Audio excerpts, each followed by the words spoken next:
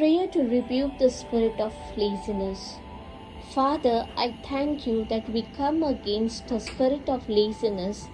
We are not going to allow that spirit to stop us from accomplishing what God wants us to accomplish in our lives. And I pray for any person that can have enough courage to admit that I'm allowing my life to encounter laziness.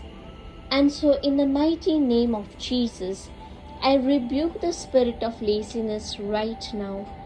Lord, I thank you that you will give them the strength, the courage to overcome it, to get victory over it.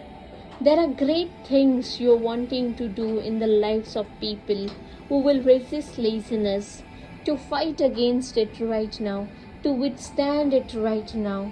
And so I declare that you are no longer subject to laziness, but you will move when God tells you to move. You will write when God tells you to write.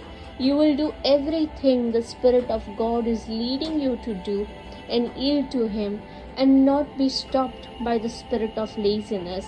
We praise you for it now, Lord. In the mighty name of Jesus, amen. Thank you, Jesus.